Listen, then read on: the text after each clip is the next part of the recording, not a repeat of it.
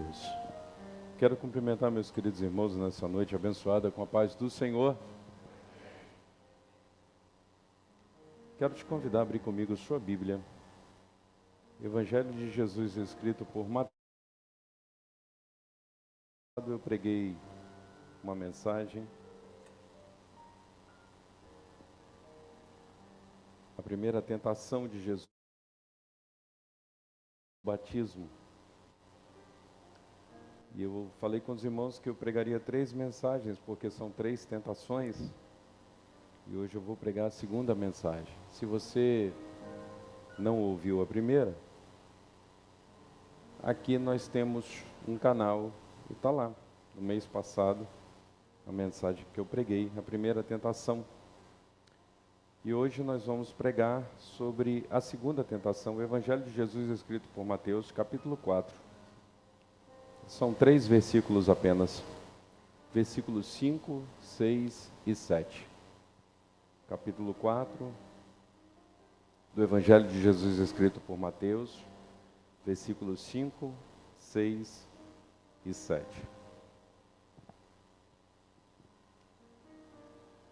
Diz assim a palavra de Deus: Então o diabo o levou à cidade santa e o colocou sobre o pináculo do templo. E lhe disse: Se tu és o Filho de Deus, lança-te daqui abaixo, porque está escrito: Ele dará ordem aos seus anjos a teu respeito, e em suas mãos te susterão para que nunca tropeces com teu pé em alguma pedra. Disse-lhe Jesus: Também está escrito: Não tentarás o Senhor teu Deus. Amém? É muito interessante a palavra de Deus, e ela é muito rica em todos os aspectos. Na primeira mensagem que eu preguei, eu só recapitulando para que a gente entre no escopo dessa mensagem, Jesus é tentado numa área que estava muito transparente. Ele tinha jejuado 40 dias e 40 noites. E a Bíblia diz que ele teve fome. Então o diabo apareceu a ele tentando. E ele tenta a identidade de Jesus. Imediatamente após Jesus receber a maior de todas as confirmações.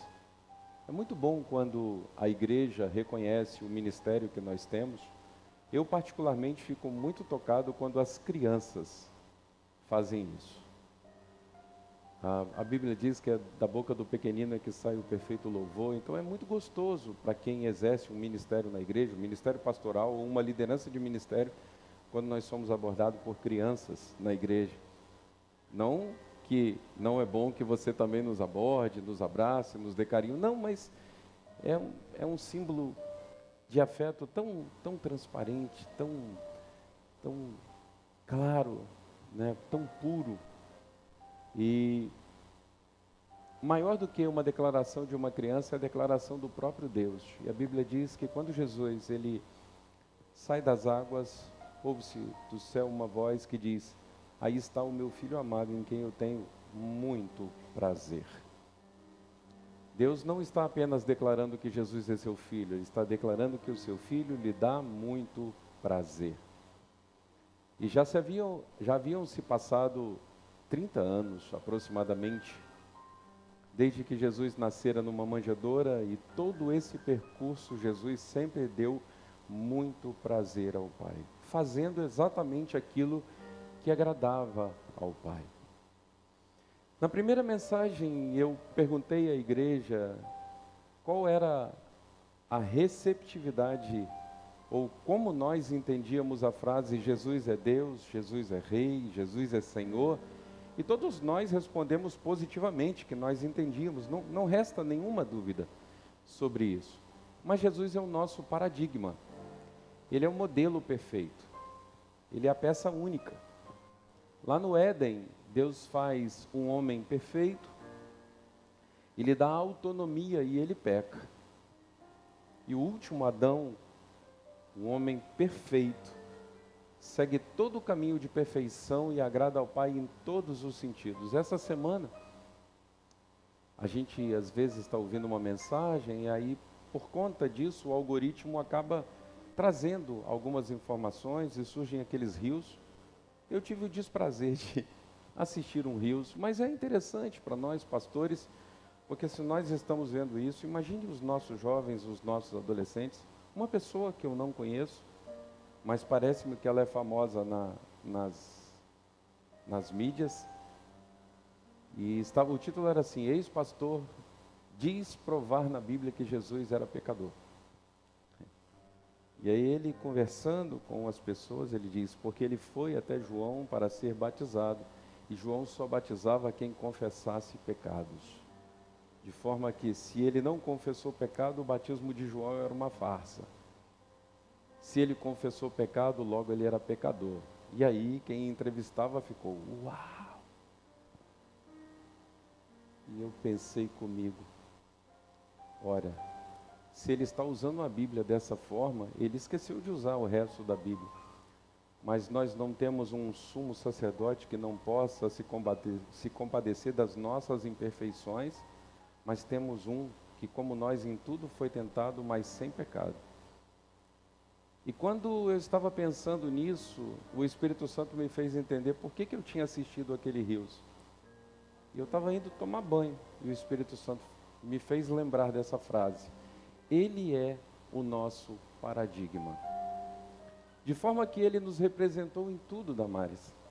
E quando ele vai até João, porque esse é um texto estranho, Jesus vai ser batizado. E quando João tenta impedi-lo, pastor Júlio, ele fala assim, não importa para que se cumpra toda a justiça.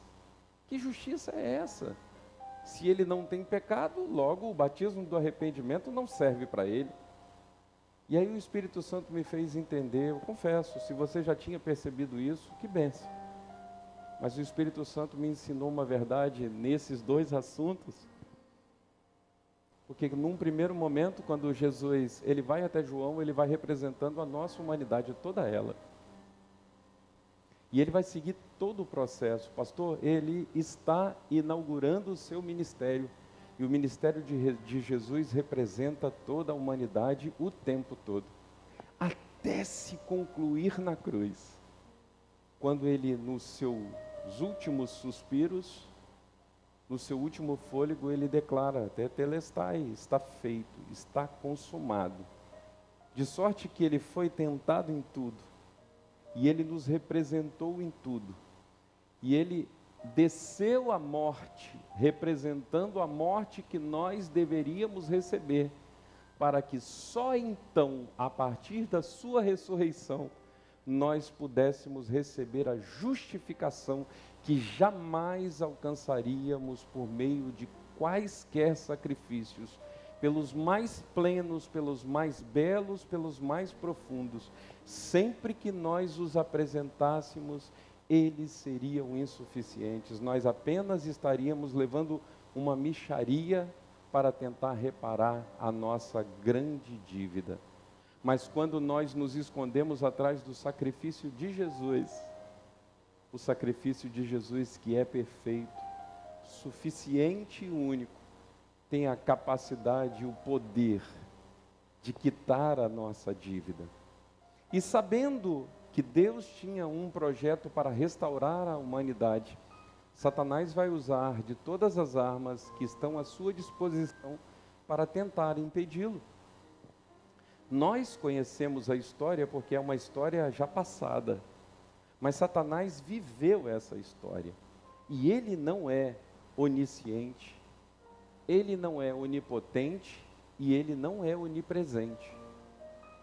Ele é sagaz, ele é astuto, ele é muito poderoso, tudo isso ele é, mas ele não é Deus, ele passa longe da autoridade de Deus. Então Deus, conhecendo todas as coisas como de um mesmo instante, permite que todo o plano e todo o processo aconteça para provar aos anjos, aos céus, à terra, aos demônios, a Satanás e ao inferno, que toda palavra e todo o plano de Deus é bom e perfeito, e tudo o que Deus faz dura e durará para sempre.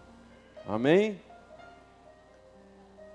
Então ele tenta Jesus nesse primeiro momento, e Jesus vence a Satanás usando a palavra.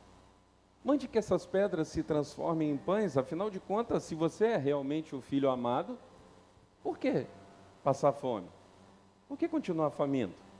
Eu não estou te propondo nada que lhe seja difícil. E certamente, Jesus podia transformar pedras em pães? Sim ou não? Sim. Quem fez o maná cair do céu? Quem multiplicou os 5 pães e 2 peixinhos para uma multidão? Quem fez o mar se acalmar? Quem deu vista a cegos? Quem ordenou que um cortejo fúnebre parasse e mandou que a morte voltasse um outro dia, porque naquele dia ele devolveria o filho da viúva de Naim? Tinha o poder para transformar pedras em pães, mas a questão não era essa. A questão era colocar em xeque a identidade de Jesus. E como eu disse, Jesus é o nosso paradigma, e o mesmo mecanismo Satanás utiliza ainda hoje contra nós. Ele tenta colocar em risco ou em xeque, melhor, em xeque, a nossa identidade. E por vezes, nós entristecidos, por vezes nós passamos por situações que nos abalam, e nós ficamos suscetíveis às investidas de Satanás. Mas a Bíblia está aqui para nos orientar como nós devemos proceder. Como Jesus, que em tudo foi tentado, nós devemos seguir o modelo de Jesus, fazendo a nossa parte, pedindo graça ao Espírito Santo para que suporte as nossas esquisitices e as nossas dificuldades, porque nós não temos a mesma capacidade de Jesus, mas nós temos o mesmo Espírito que ungiu a Jesus e também nos ungiu, porque ele disse: eu vou para o Pai, mas eu não deixarei vocês sozinhos. E quando Jesus declara que não nos deixaria sozinhos, não é apenas para que o Espírito estivesse como nossa companhia, mas para que ele fosse o nosso guia fiel, o nosso protetor, o nosso ajudador, o nosso guarda fiel, porque o Espírito Santo também é Deus, é o Deus Trino. E como Jesus vence a Satanás dizendo: está escrito, Deuteronômio capítulo 8, nem só de pão vive o homem, mas de toda palavra que sai da boca de Deus. Olha, se eu ou você passássemos essa vergonha, certamente nós fugiríamos do campo da teologia. Mas como eu disse, Satanás é astuto. E ele pensou: interessante, ele usou a palavra, então eu vou tentá-lo na palavra. E quando eu estava estudando, pastor, eu gosto de pesquisar, eu gosto de ler bons autores, e um desses autores diz o seguinte: Satanás não tentou tirar a Bíblia da mão de Jesus. Ele tentou falsear o entendimento de Jesus para que ele escorregasse na palavra. Satanás não está preocupado em tirar a Bíblia da mão dos crentes. Ele se dá por satisfeito em fazer com que os crentes não entendam a Bíblia. Porque aquilo que nós não entendemos, certamente nós teremos muita dificuldade em usar ao nosso favor. Quantos aqui já compraram um aparelho complicado e aí não conseguiram mexer no aparelho e foram para o manual de instrução? Às vezes o manual ajuda, às vezes o manual é mais complicado do que o aparelho. Hoje, graças a Deus, a gente tem a internet, né? Eu não sei vocês, mas eu já desisti dos manuais. Eu tiro uma fotinha vou lá nos chats da vida, faço uma pesquisa e vem um vídeo me demonstrando como utilizar aquilo. Ontem eu pedi um help, né, o nosso homem da tecnologia aqui, o Matheus Cassini, e ele colocou uns links num cartão, eu fiquei maravilhado com aquilo. Eu falei, não é possível? Vou descobrir como é que se faz isso. Eu aprendi, também sei fazer agora. Né? Fui lá, dei uma pesquisada e aí vieram videoaulas extremamente didáticas e explicativas. Porque se eu entendo, logo eu posso fazer. E Satanás quer tirar o nosso entendimento. Porque se nós não entendermos, logo nós não faremos. Ou se fizermos, nós faremos de forma equivocada. Então ele pensa contigo, bom, se ele usou a Bíblia, porque o primeiro problema ele já havia superado, e Jesus se defende usando a Bíblia, e a própria Bíblia mostra o motivo de Jesus ter usado a Bíblia. O escritor aos Hebreus, no capítulo 4, versículo 12, diz: porque a palavra de Deus é viva e eficaz. É por isso que a nossa defesa é a palavra de Deus.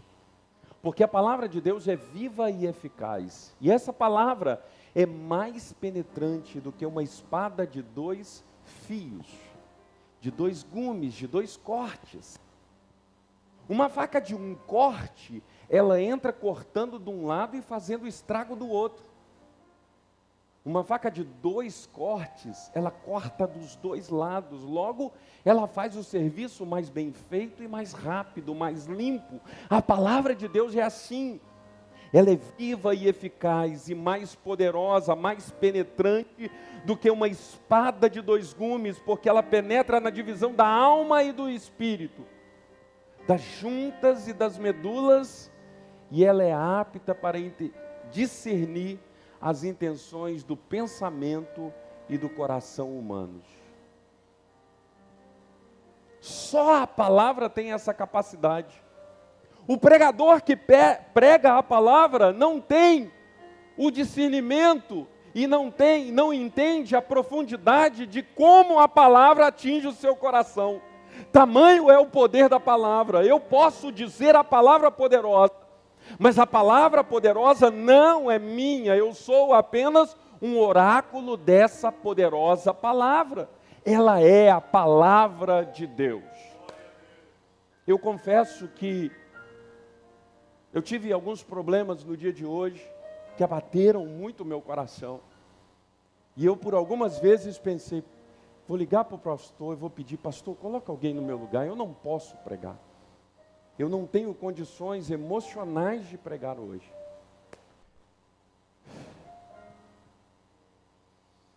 Mas não veio o sinal verde do Espírito Santo. O Espírito Santo falou, você está falando de deserto, vai no deserto mesmo. Eu dobrei meu joelho ali, pastor, e a única oração que eu consegui fazer foi essa. Senhor, a palavra é tua, e o povo é teu. Eu só sou um oráculo. Me use mais uma vez. O Espírito Santo está acalentando meu coração.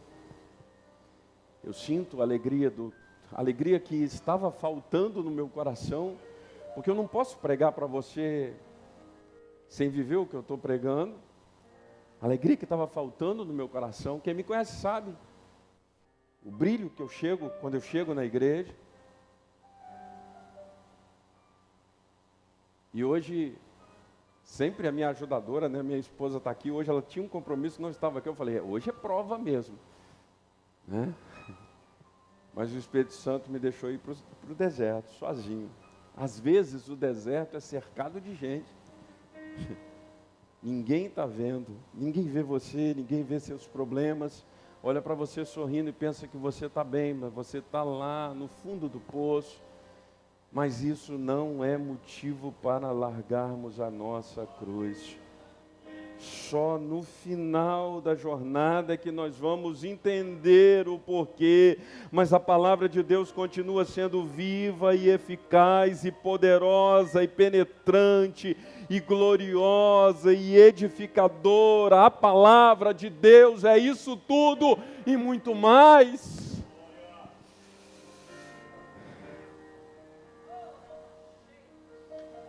Então, o diabo insatisfeito, ele usou uma porção da palavra distorcida. A gente às vezes pensa que Satanás foge da Bíblia. Não. Ele tenta deturpar a Bíblia. O maior problema que as igrejas modernas enfrentam não é o mundo. A Bíblia diz que o mundo está sepultado no maligno. O que as pessoas fazem lá fora é pecar. E o pecado das pessoas lá fora, no máximo, nos entristece, mas não nos afeta. Porque nós já fomos perdoados pelo poderoso sangue de Jesus, nossas vidas já foram transformadas pela palavra, e nós estamos vivendo um processo de santificação continuada. Um dia melhor, um dia pior, um dia mais ou menos, um dia arrastando, um dia de cabeça para baixo, mas em todos os dias, Deus, porque Deus está em todos os nossos dias, porque Ele diz: eu não vos deixarei órfãos, enviarei o outro Consolador para que esteja convosco. Mas Ele também diz: eu estarei convosco todos os dias, até que a história se complete. Ou seja, nós não estamos desamparados. Mas isso não significa que alguns dias não sejam difíceis. Isso não significa que na nossa vida nós não enfrentemos momentos que nós não gostaríamos de passar. E Satanás vai usar a palavra, e como eu disse, o mundo não é o nosso maior desafio. O maior desafio da igreja moderna são as heresias que estão sendo disseminadas na própria igreja do Senhor. Aqueles que se fazem dos nossos para distorcer a palavra de Deus, para tirar o entendimento dos crentes incautos que não estudam a Bíblia, que estão se acostumando a ver pequenas porções de palavra, pequenas porções de mensagens, pequenas porções de textos isolados. Esses dias também eu vi um camarada que se diz pastor, mas há muito tempo ele não se comporta como pastor, criticando um movimento de universitários que fazem culto dentro das universidades, dizendo: o lugar de nós nos manifestarmos é dentro do templo. Lá fora é política, é mundo. Eu falei: onde é que está a Bíblia? Vão pelos templos e preguem a todos os crentes. É assim que diz o texto? Não, o texto diz: vão pelo mundo e preguem o Evangelho a toda criatura. O indivíduo que não é legal, o indivíduo que você fica pedindo juízo de Deus, também é carente da misericórdia de Deus. E é isso que o Evangelho nos ensina, às vezes a duras penas. E Satanás então lança um propósito diabólico. Ele usa a palavra de Deus. Se você é o Filho de Deus, você diz que não precisa de pão, não agora. Então eu vou te colocar no pináculo do templo. Eu fui pesquisar a arquitetura, o que havia de informação. E esse pináculo não é um cume pontiagudo, é a ala mais alta do templo. E alguns acreditam que ela tinha entre 60 e 90 metros. E era também a área de maior visibilidade. Logo, Satanás leva Jesus para um lugar muito visível e faz-lhe uma proposta que aparentemente nem é tão ruim assim. Afinal de contas, ele está citando a Bíblia. Citando o Salmo, os crentes da escola dominical sabem, citando o Salmo de número 91, porque ele dará ordem a seus anjos a seu respeito, para te guardarem de tropeçar com teu pé em alguma pedra. Porém, guarde essa expressão, porque existe um segredo para essa promessa, porque nós não servimos a um Deus irresponsável que fica mimando os seus filhos, não! Nós servimos a um Deus que trabalha, fortalecendo e amadurecendo o nosso caráter. O que Jesus estava fazendo, desde o seu nascimento, numa manjedoura, até a sua morte violenta numa cruz, era nos ensinar que não importava o quanto ele iria sofrer, conquanto que o processo e o projeto de Deus se cumprisse plenamente em sua vida, para que então ele pudesse dizer ao Pai: afinal, e agora, Pai, eu posso lhe dizer, finalmente, o homem não está mais debaixo do jugo do pecado, porque o salário do pecado é a morte, mas o dom, por causa do sacrifício perfeito de Jesus, é a vida eterna, não uma vida política, não uma vida social, não uma vida emocional, a vida eterna, por causa de Jesus Cristo, o nosso Senhor. O diabo ataca a identidade de Jesus. Já que você utilizou a palavra, então me mostre a sua intimidade com o Pai. E o Espírito Santo permite. E ele coloca Jesus num lugar muito alto. E Satanás é astuto, ele não está dizendo, eu quero que você se mate. Ele está dizendo, você não vai morrer. Ele já usou essa mesma historinha lá no Éden, lá colou. Quem sabe, pastor Júlio, de novo não cola. E agora ele ainda tem um plus, um adicional. A palavra declara que acerca de Jesus, porque esse texto é realmente profético e messiânico, que acerca de Jesus estava escrito que aos seus anjos ele daria ordem a seu respeito. E se nós lermos nas páginas do Evangelho Damares, nós vamos perceber que isso aconteceu algumas vezes. Antes da hora, Jesus não se entregou e nem foi capturado por ninguém. Em alguns episódios, Jesus ele passa no meio deles e ninguém lhe toca, porque a seus anjos dará ordem a seu respeito. E você não vai tropeçar com o seu pé em nenhum obstáculo, em nenhum empecilho. E ele diz aos seus discípulos, um pouco antes de sua morte, ninguém tira a minha vida, a minha morte não será um acidente, a minha morte não é uma tragédia, eu dou a minha vida, e como eu dou, eu tenho poder para tornar a trazê-la de volta. Então ele tem consciência absoluta do que está fazendo. Primeiro o diabo tentou fazer Jesus desconfiar do Pai. Por que você está passando esse problema? É assim que ele faz com a gente. Por que você está nessa dificuldade?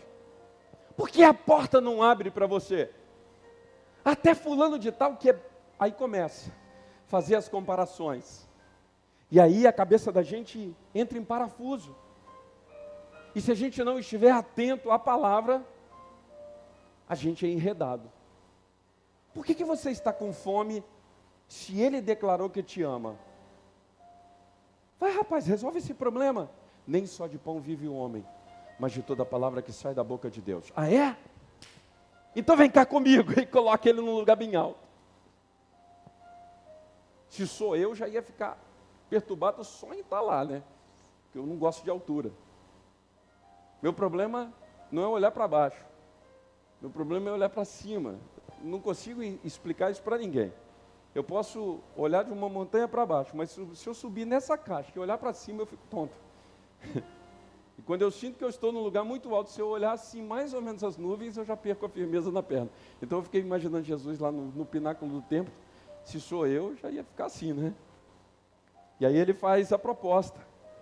Lança-te daqui abaixo. Olha a visibilidade.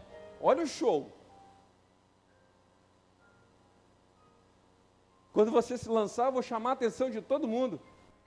E quando você estiver caindo, vai acontecer alguma coisa com você, e você vai chegar lá embaixo intacto. Porque está escrito.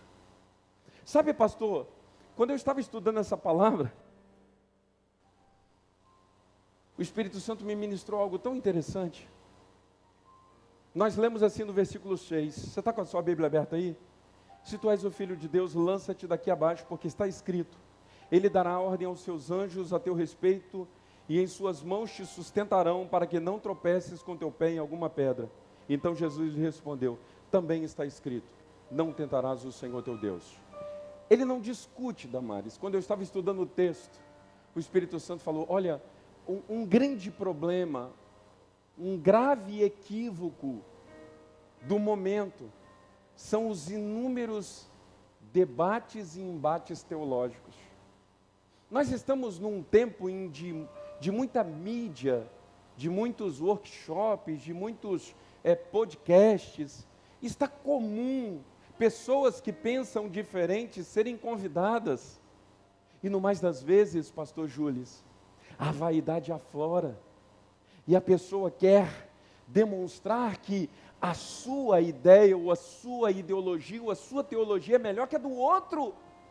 Jesus não discute teologia com Satanás. Satanás aplica a palavra distorcida, Jesus corrige com uma palavra direta. Não tentarás o Senhor teu Deus.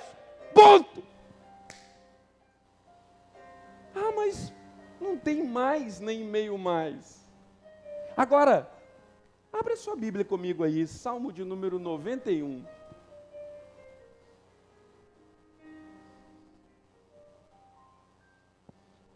Versículo de número 11. Coloca aí na tela para a gente. Salmo 91, 11.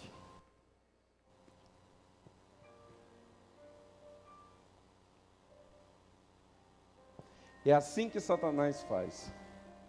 E aí, pastor, com muita reserva, eu tenho visto muita gente pregando mensagens assim também. Descolam um versículo do contexto, criam uma ideia. Um dia eu ouvi um pastor pregando, um pastor muito sério, das antigas, ele disse, olha, nos tempos em que nós estamos vivendo, e ele é um pregador muito respeitado no Brasil todo, ele disse, olha, um dia eu estava sentado conversando com alguns pregadores, e um deles me disse, olha, Deus me deu uma palavra poderosa, só está faltando agora eu entender qual texto se encaixa na mensagem. Não é brincadeira. Não é brincadeira. Por quê? Porque as mensagens são teatrais. A pessoa tem um conjunto de ideias, e às vezes as ideias são empolgantes. Você já foi num workshop, você já ouviu um palestrante que domina bem o assunto falando? Nós ficamos empolgados, mas a pergunta é, em que aquela palavra me afetou de verdade? Eu não quero que você fique impressionado ou impressionada nessa noite. Eu quero que você saia daqui pensando, Satanás utiliza os mesmos ardis, e a mim cumpre seguir os passos de Jesus. Do jeito que ele fez, eu tenho de me esforçar por fazer. E aí o texto diz, versículo de número 11, porque ele dará ordem a seus anjos, a seu respeito, para te guardarem em todos os teus caminhos. Porque é uma conjunção que vai indicar que é uma conclusão de uma ideia. Logo, existe uma ideia por trás. Não é verdade? Vamos então entender qual é a ideia por trás? Volta no versículo de número 1.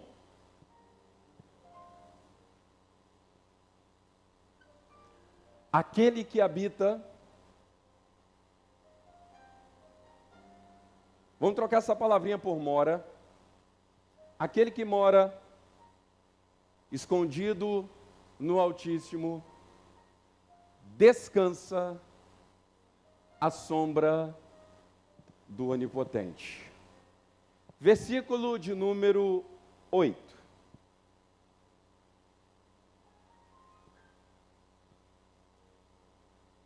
Versículo de número 9, melhor.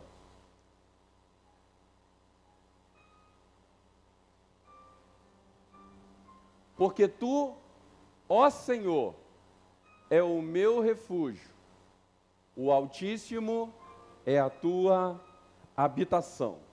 Agora, ouça, porque eu vou ler numa outra tradução que explica melhor esse texto. Porque tu fizestes do Senhor o teu refúgio, o Altíssimo é a tua habitação.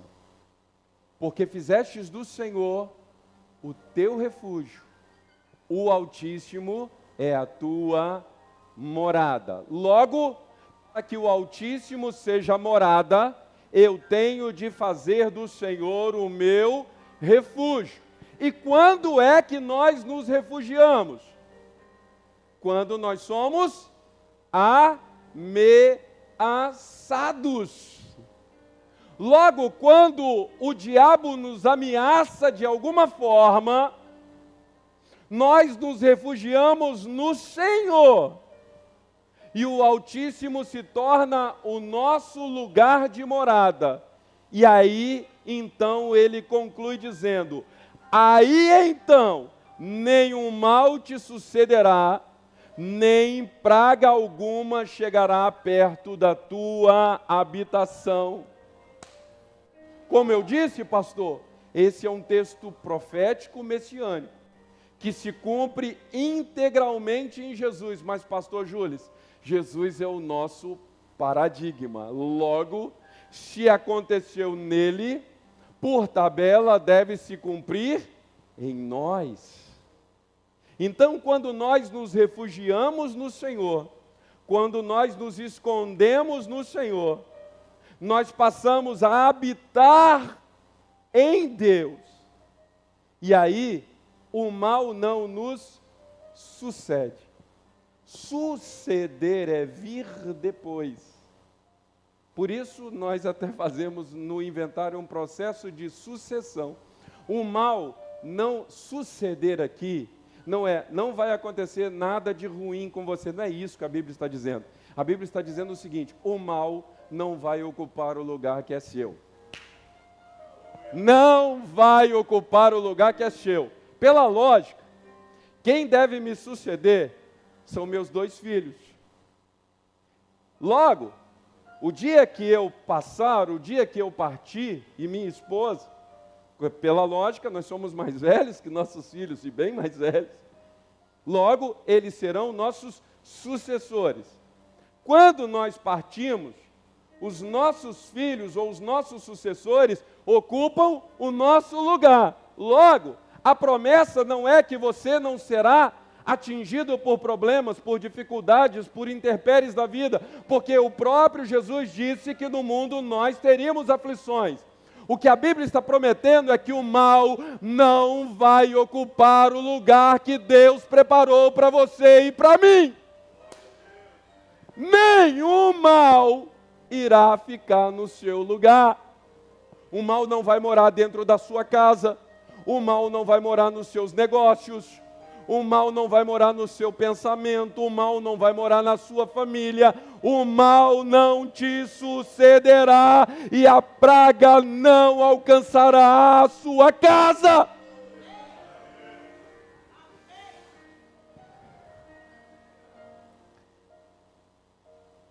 Aí eu pergunto, Jesus discutiu teologia? Não. Ele diz, também está escrito. Você citou a Bíblia? Você sabe que citou a Bíblia errada. Eu sei que você citou a Bíblia errada, logo nós dois sabemos. Então, não há divergência aqui. No direito, o juiz até manda a gente estabelecer os pontos controvertidos. Eu estou numa lide, o pastor Robson é advogado, ele está defendendo o outro lado. Nunca foi assim, graças a Deus, né? Mas imagine que fosse.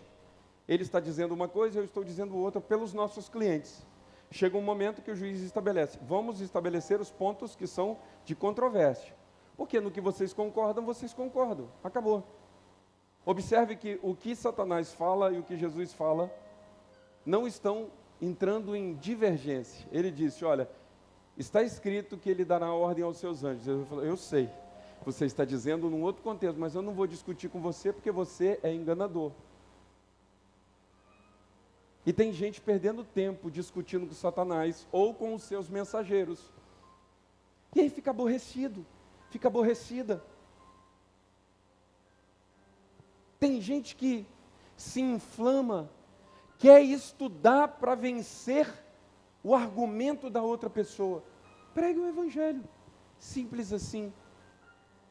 Se te ouvirem, o Evangelho, viverão por causa do Evangelho. Se não te ouvirem, você fez a sua parte.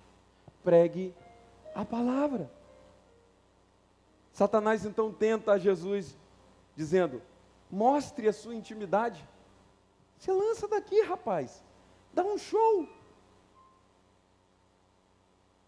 E quantas vezes nós somos tentados no auge do nosso ministério a demonstrar nosso talento, demonstrar nossa autoridade. Deus te usa para fazer alguma coisa, e você está vendo os outros fazerem, e aí Satanás vai e fala assim, vai lá, ninguém consegue, só você consegue.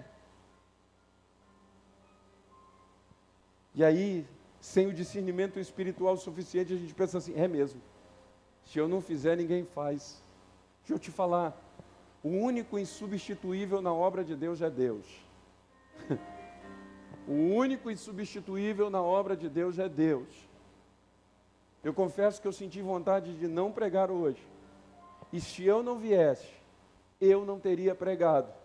Mas o culto não ficaria sem uma mensagem. Porque o único insubstituível é Deus. Então, quando nós não fazemos a nossa parte, nós simplesmente deixamos escapar a oportunidade que nos é conferida de participar da graça divina que está à nossa disposição. E aí, Satanás tenta Jesus, dá o seu show. Ele falou, não. Faça algo de extraordinário. Chame a atenção para você. Demonstre o quanto você é íntimo do Pai. Quando eu estava estudando essa palavra, me veio um texto à mente, eu quero lê-lo para vocês. Salmo de número 25, versículo 14, diz assim: o segredo do Senhor é para os que o temem. Em outra tradução, em outra versão, diz assim, pastor: a intimidade do Senhor é para os que o temem, e Ele lhes fará saber os seus propósitos. Intimidade não se demonstra, intimidade se tem, se vive.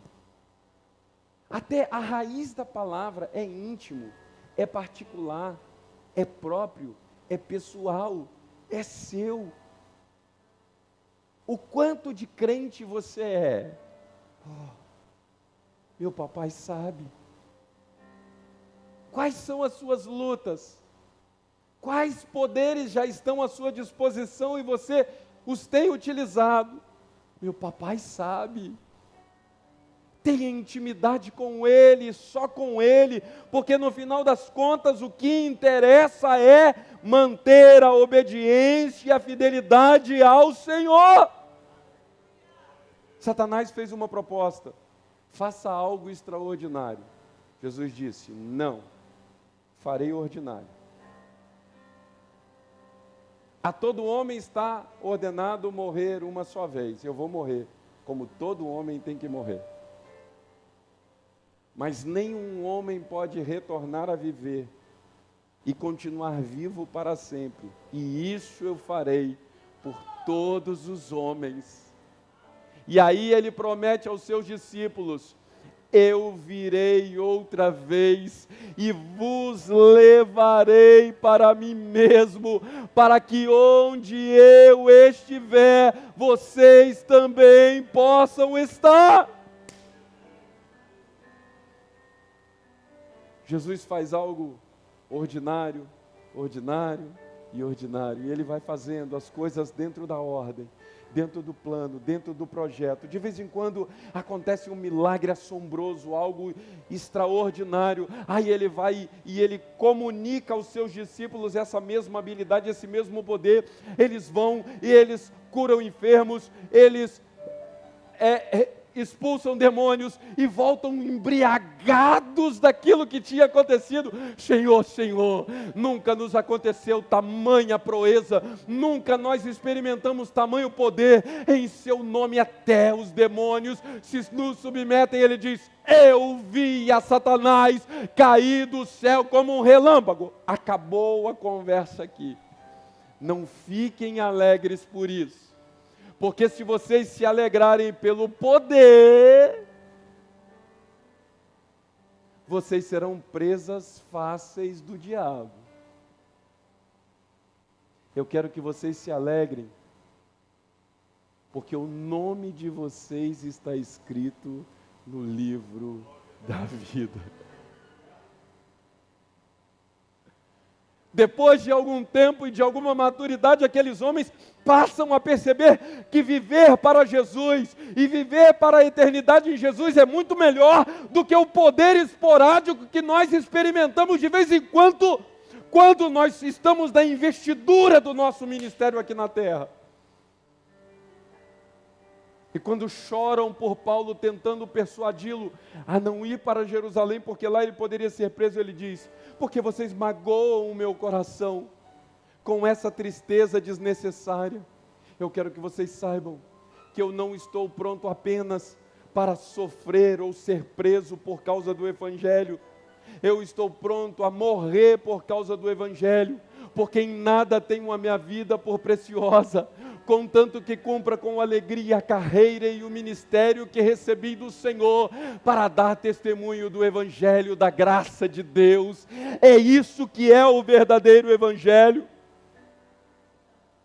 Cuidado com as palavras retiradas do contexto, cuidado com as mensagens de céu muito fácil, cuidado com esses pregadores bonzinhos demais, que não querem desagradar a ninguém. Ora, se eu estou pregando, eu preciso dizer que o pecado mata, que o pecado maltrata, que Satanás engana e que o mundo é mau. E logo aqueles que estão vivendo essas coisas se sentirão ofendidos. E é bom que se sintam, porque a tristeza, segundo Deus, vai gerar vida em algum momento. Então, cuidado com esses pregadores muito bonzinhos.